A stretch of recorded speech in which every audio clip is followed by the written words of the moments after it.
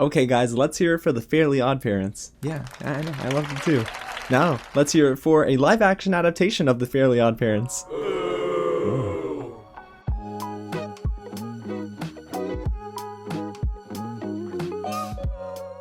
What's going on, you guys? James here with some real news, and today we have another update straight from Nickelodeon about the live-action Fairly Oddparents series that is debuting on Paramount Plus later this year, apparently. But guys, we have our cast that's been revealed and the very shaky story. I mean, they gave us some synopsis here and we're going to talk about it, and it does not really interest me, but I can't wait to break it down and then of course have that conversation with you guys. But before we get started, if it is your first time here at the channel, welcome to Real James, where we break down news like this all the time, so you're not going to want to miss out. Go ahead and hit the big red button below, subscribe to the channel, and tap on that bell, y'all. And if you haven't already, hit that thumbs up button if you're a big fan of the Fairly Oddparents, and get loud in the comments below and let me know if you're for a live action adaptation or against it. I have a feeling I know where this conversation is going. Alrighty, y'all, so let's dive into the report where I found it. I was on comicbook.com, and it comes straight from comicbook.com's Roland Bishop. And yes, guys, we're getting a live-action adaptation of the 2001 animated series on Nickelodeon, which ended in 2017. I watched it a lot as a kid, I'm not gonna lie to you guys, but I fell out of it when I got a little bit older. However, it's still fun to see people cosplay and then, you know, sing the songs and hear the jokes. It just is such a treat. But I did not expect that the live-action adaptation was going to move forward, but here we are, guys. Nickelodeon confirmed that production has begun, and yes, it will be streaming on Paramount Plus. But here's the official synopsis according to the article. And guys, if you get upset, trust me, it's okay. I got a little upset reading it too. Alrighty, let's get into it. And I quote, "In The Fairly Oddparents, Ty Turner uproots his life to reunite with his high school sweetheart Rachel Raglan in the town of Dimsdale, thrusting his cautious 13-year-old daughter, Viv, into a new world where she does not fit in. Once there, her cousin Timmy entrusts his fairy godparents, Wanda and Cosmo, to help her adjust by taking her under their wings. Witnessing the fairy transfer take place, Viv's new stepbrother, Roy, also inherits them, and the two siblings must come together to overcome the obstacles in their path, all with the help from their new wand-wielding and wish-granting fairy godparents."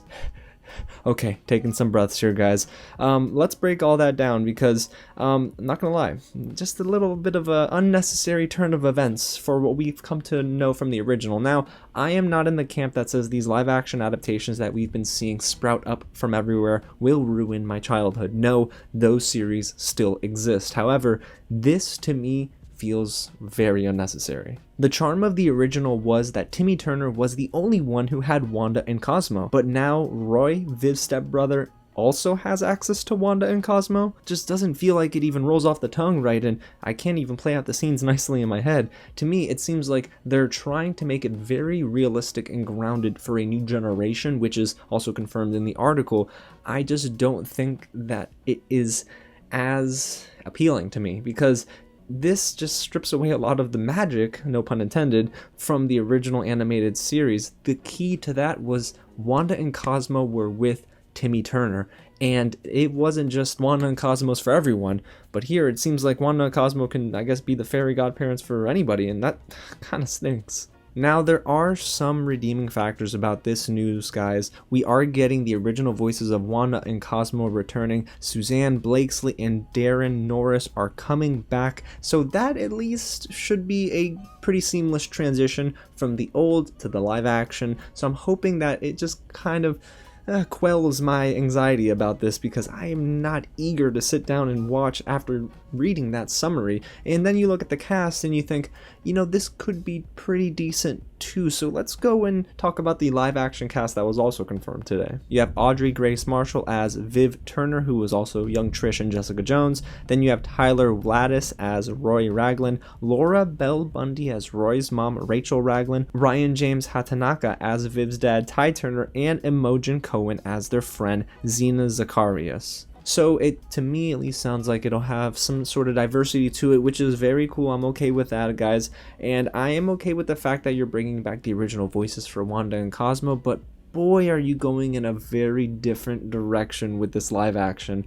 I don't want to say that I'm not looking forward to it because we haven't seen anything from it, not even promotional images, concept art. We've seen nothing, we've just gotten details, but I'm trying to play out some of the scenarios in my head, and all roads lead to a little bit of disappointment because I don't think the charm is there. When I read that before even seeing people say like, oh, this is like stupid. I read this and thought, you know, I can't see it playing out as well. And with it expecting to be released later this year, I am believing they're already deep into production. We'll probably get some sort of poster and trailer over the next few months, guys, because hey, we're already past that midway point in the year. So I can see exactly where they're going with this. They're starting to ramp up a little bit of promotion, but I just don't know if this will work as well as the original series.